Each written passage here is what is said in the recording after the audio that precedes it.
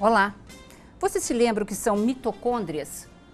Elas estão, em geral, dentro das nossas células. Elas são usinas de energia, produzem energia para a gente fazer tudo. Sorrir, comer, até para a gente respirar, para a gente caminhar.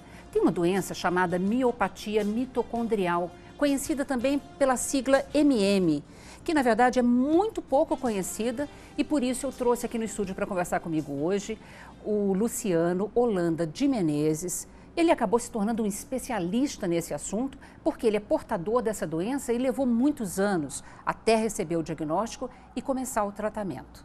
É um prazer recebê-lo aqui no estúdio do Faz Muito Bem, viu, Luciano? Muito obrigado pela oportunidade, o prazer é todo meu. Eu acho muito importante, né, contar a sua história, porque tantos outros telespectadores que podem estar também, né, sofrendo com os mesmos sintomas e podem não precisar passar, né, pela novela que você passou. Sim. Desde os 2 anos de idade, na verdade, Exatamente. que você tem sintomas? Aos 2 anos eu comecei a ter sinais de hipotonia, que é flacidez, né, muscular. E daí foi uma jornada de investigações, passando por suspeita de distrofia muscular, até que em 2011 eu fui diagnosticado, depois da 3ª biópsia, como portador de miopatia mitocondrial. Nossa, você foi diagnosticado super recentemente, então. Exatamente, passei Só por que me parece que tem uma história, não tem? Que você recebeu o diagnóstico de uma outra doença e, inclusive, recebeu um prognóstico terrível, que você viveria, no máximo, até os 20, 25 anos de idade. Exatamente. Por ter sido diagnosticado equivocadamente como portador de distrofia muscular, de Duchenne, então a perspectiva de vida era até os 25 anos. Hoje é um pouco mais, né? Mas na época, eu nasci no início da década de 80, então na época essa era um prognóstico, né? Nossa, receber um diagnóstico desse, quer dizer, imagina o tamanho do impacto disso para você e para sua família. Exatamente. Toda a família acaba sendo envolvida nessa doença, nesses problemas de saúde, né? Mas eu acho que, de repente, isso, em vez de fazer você desistir, porque esse seria um caminho também, acabou provavelmente te amadurecendo mais rápido. Exatamente. Por conta desse diagnóstico e dessa previsão de vida curta, eu acabei amadurecendo um pouco antes, né? Então, desde pequeno, eu me compreendo como uma pessoa já um pouquinho mais velha do que a idade em si real. E aí eu passei a fazer uma prospecção da minha vida, né? Passando por, vou estudar, vou fazer uma faculdade e vou tentar mudar esse destino. Ai, né? que lindo isso, Luciano. Você investiu então em estudar. Você fez faculdade? Fiz, fiz FATEC aqui em São Paulo, né? E aí hoje eu trabalho normalmente, tenho uma vida com poucas restrições. Então vamos contar, né? Vamos. Como é que é a tua vida, quais são esses sintomas, como é que foi um pouquinho dessa novela do diagnóstico? Sim, eu gostaria de destacar alguns marcos da minha vida, né? Que eu acho que vão servir de exemplos para vários outros pacientes, né? Que eu costumo chamar de amigos, com 2 M's, com o intuito de trabalhar de uma forma preventiva com a sua saúde e o paciente ativo poder integrar com as várias especialidades médicas, enquanto isso não acontece espontaneamente pela própria medicina, né? Porque, na verdade, MM é meio desconhecida, inclusive, dentro da própria categoria médica, né? Exatamente. Tanto aqui no Brasil quanto fora, a gente é conhecido como pessoas com uma doença invisível. Ela é rara, mas ela chega a ser invisível porque é feito todo um diagnóstico impreciso, por conta da doença ter sido classificada há pouco tempo, começou a ser estudada um pouco mais forte na década de 90, né? Então, eu nasci no início da década de 80, então eu passei por um processo mesmo de aprendizado, né? Junto à medicina, à evolução da medicina. Agora, você disse que você fez 3 biópsias. Em geral, 3 biópsias. O diagnóstico da doença se dá por biópsia. O diagnóstico mais preciso é pela biópsia. Tá? Eu fiz aos 6 anos, depois aos 8 e, por fim, em 2011, com cerca de 31 anos. Ah, meu Deus, que coisa boa. Ainda bem que você não teve aquela outra doença equivocada e está com a gente aqui, né? E criando um site. Eu queria já aproveitar, né, para a gente falar desse empenho seu de criar um canal de comunicação para poder disseminar conhecimento sobre o tema. Né? Sim, a ideia de criar o site foi porque eu, no início do diagnóstico e também com a internação da minha irmã, que também é portadora de IMM, eu identifiquei que existia muito pouca informação, né? Inclusive na internet, que é tão vasta, né? E eu passei a pegar materiais de fora, entender, traduzir e criar uma versão mais amigável para os pacientes que não necessariamente tiveram a mesma oportunidade de estudar que eu tive, ou a mesma sorte, né? E vamos aproveitar desculpa, vamos só passar o site, anote aí, já aproveita, no final do programa eu vou reforçar o site, mas é www.miopatiamitocondrial.com.br, tá? Vamos continuar então, Fernando? Sim. Um pouquinho antes só. Você tem uma irmã, ela é mais velha, mais nova, com a mesma patologia? Exatamente, ela é mais nova do que eu, 4 anos. Tá. Ela, em 2011, foi quando eu voltei para poder fazer a terceira biópsia da minha vida. Eu voltei justamente por conta dela. Ela entrou em uma UTI, ficou por 3 anos nessa UTI, né? Ficou internada 3 anos na UTI? 3 anos na UTI. Em função da doença? Em função de complicação respiratória causada pela miopatia mitocondrial. Tá. Você nunca teve esse tipo de complicação? Eu tive uma série de internações, né? Por complicações respiratórias, também por problemas digestivos, que foi o último que eu tive. Foi uma suspeita de doença de Crohn, mas na verdade era um desequilíbrio mesmo em todo o meu sistema, meu organismo, por conta da miopatia mitocondrial. Como a mitocôndria está em todas as células, estão as células do corpo inteiro. E aí normalmente você vai ser atendido pelo sistema de saúde de uma forma pela consequência e não pela causa, né? Então fica difícil o diagnóstico. Existem uma série de medicamentos que causam dano mitocondrial, que se a gente toma, piora, né? Então assim, a informação ela salva vidas, ela é importante. Eu acho que eu estou aqui por conta da informação. Eu acredito muito nisso também. Uma informação adequada muda o destino, né, de uma pessoa, né? Você falou agora de determinados medicamentos que alteram e prejudicam as mitocôndrias. Às vezes até, pelo que eu vi no teu site, inclusive, um simples paracetamol para uma febre, às vezes pode causar uma lesão importante, principalmente para o portador de IMM, né? Exatamente. Tem uma diferença entre eu e minha irmã por conta disso. A minha irmã tomou muito medicamento que causava dano mitocondrial sem saber. E eu, no momento em que tive um problema na minha pré-adolescência, voltando a um passo antes de responder, eu tive um problema de acne na pré-adolescência e foi me indicado tomar tretaciclina por uma dermatologista. Eu tomei, era para tomar durante 1 mês, eu tomei durante 15 dias esse comprimido de tretaciclina, que é na verdade um antibiótico, né? E eu fiquei praticamente sem conseguir andar por conta disso. Aí eu voltei ao neurologista, né? Que me acompanhava na época do convênio da minha mãe. E o neurologista falou que era uma evolução da distrofia muscular, em que eu iria ser uma progressão, né? Eu estava ali com 13 anos, 14 anos, né?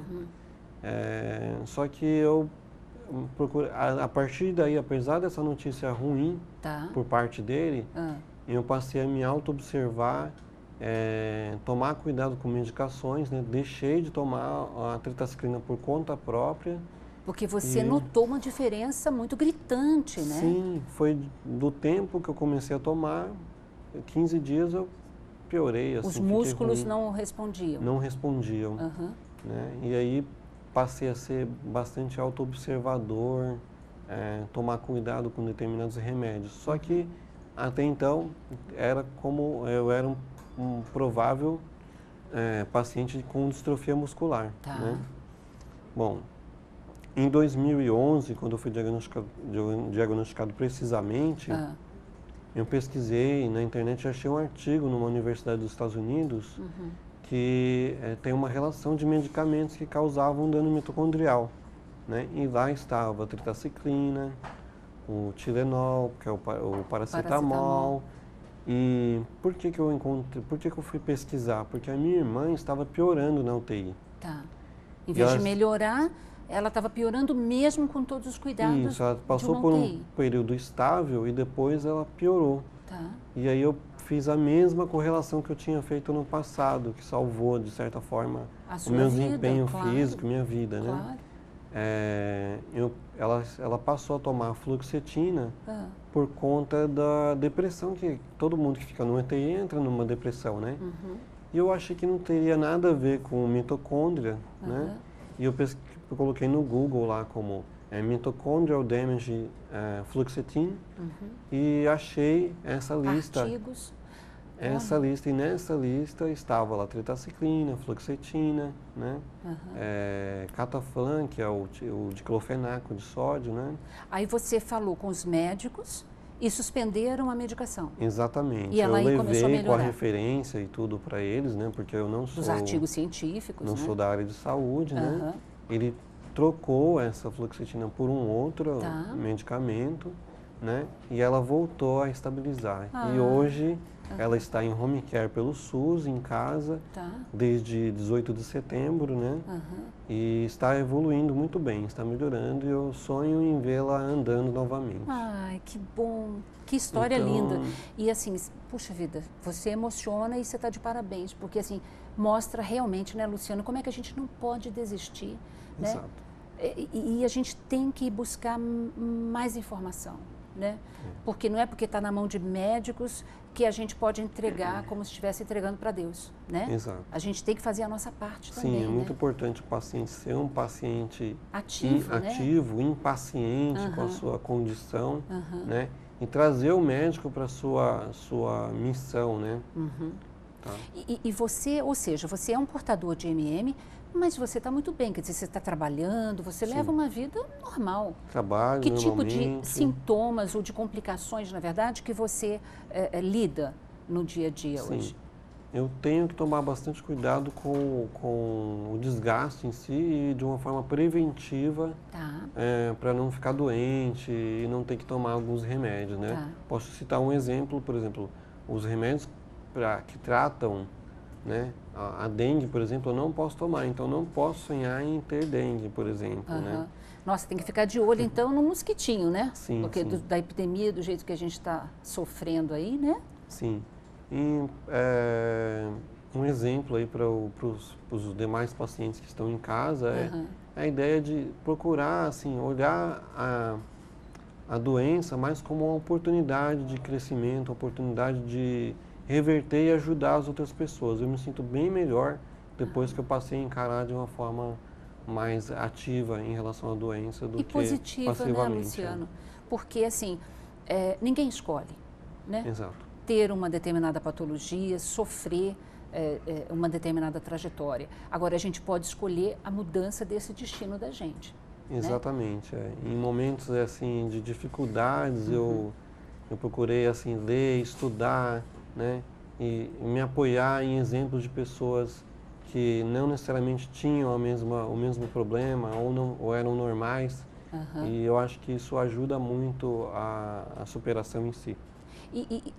A MM, miopatia mitocondrial, tem uma carga genética, tem uma carga hereditária? Sim. Em 99,9% dos casos, a herança é materna, porque só prevalece a mitocôndria apenas no óvulo, né? Tá. Então, aí vale um ponto de atenção, né, para as mulheres em si, né, em relação a tomar muito medicamento que causa dano mitocondrial. Eu não sei se isso pode no futuro causar um problema para elas ou para os seus descendentes. Claro, são tão poucos estudos ainda, né? E me fala uma coisa, hoje você já tem muitas informações em termos de Brasil? Nós temos já alguns centros de referência para diagnosticar, tratar, acompanhar pacientes com MM? Ainda não temos. A gente tem alguns lugares que tratam, mas normalmente hospitais escola, rede SARA, né, que atendem os pacientes com MM. Tem a neuromuscular da Unifesp, o próprio Hospital das Clínicas de Ribeirão Preto, o Hospital das Clínicas aqui de São Paulo também, né. Com esse trabalho do site, de você tentar aproximar informações de outras pessoas no Brasil, você já descobriu novos pacientes? Sim, sim. Com o grupo surgiu porque, na verdade, surgiu de uma solidão com a MM, né? Eu achava que era eu, minha irmã e uma outra paciente chamada Larissa, que tínhamos essa doença, né? Só vocês três no Brasil todo? E aí eu criei o grupo justamente para encontrar semelhantes. E aí eu acredito muito que os semelhantes se ajudam, né? Dessa forma. E aí a gente tem hoje no grupo cerca de 636 integrantes. Nossa, aproximadamente 100 pacientes, né? E familiares? Diagnosticados, familiares, profissionais de saúde. Inclusive, para minha surpresa, tem integrantes, pacientes de outros países. Que foi uma surpresa para mim, porque eu sempre busquei as informações lá fora. E eles ajudam a gente aqui também no grupo. Entendi. Olha, eu quero agradecer muito, viu, a sua presença aqui. Desejo muita sorte para você, para a iniciativa, inclusive. Quero te parabenizar, né? Pelo espírito de superação, pela solidariedade, na verdade, né, que você desenvolveu, inclusive com a história da criação e manutenção deste site, que eu acho de suma importância. Se você quiser, por favor, passar um recado final. Eu gostaria de passar um recado final para todos os pacientes, em especial as pessoas que estão ativas lá no grupo.